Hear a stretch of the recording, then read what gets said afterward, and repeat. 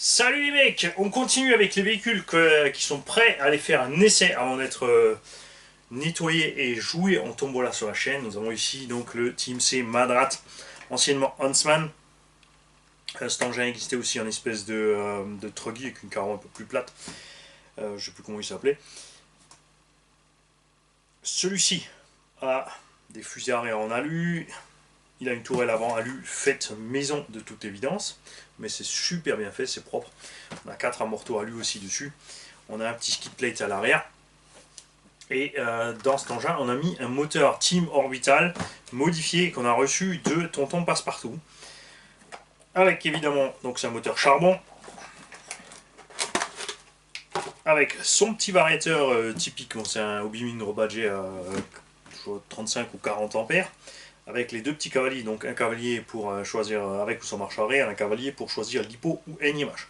Nous évidemment on fera l'essai en LiPo.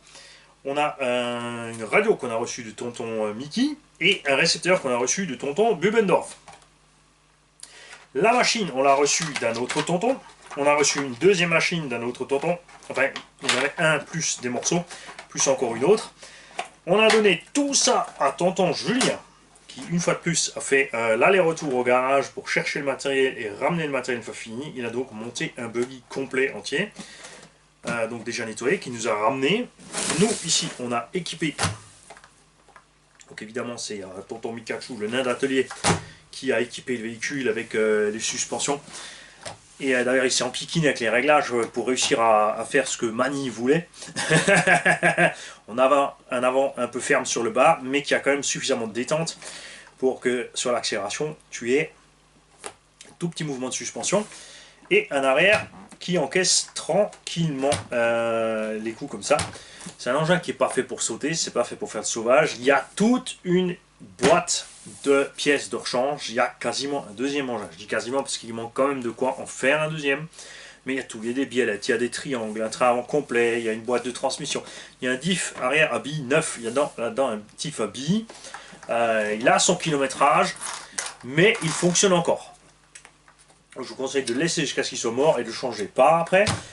On ira faire l'essai de cette petite bestiole.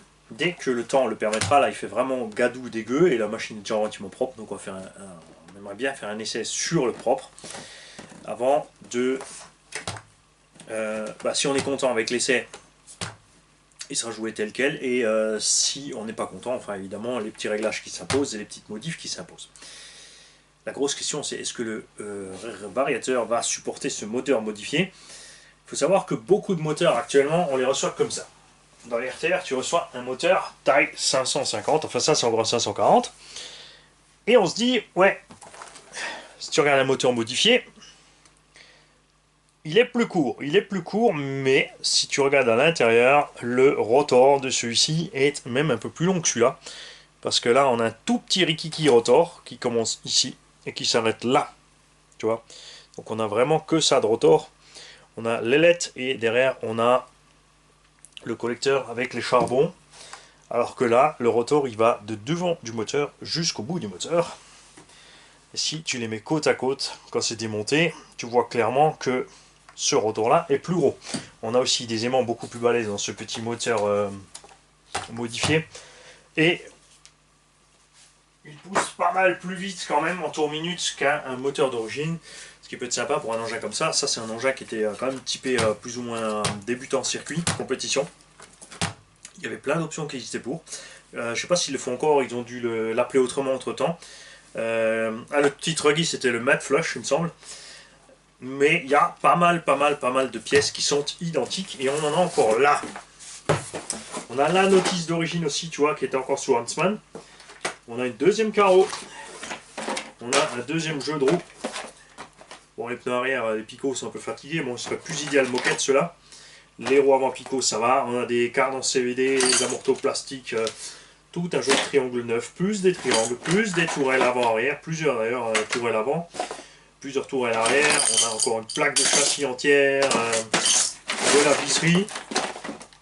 Donc, celui qui remportera ce véhicule quand j'aurai fait la vidéo inscription au jeu ou à la tombola, c'est à ce moment-là seulement qu'il faudra dire que je veux participer et me donner éventuellement, si c'était une question, la réponse. Si je veux un numéro, il faudra me donner un numéro, etc., etc., etc., etc. Sinon, à mon bon vouloir. Salut les mecs.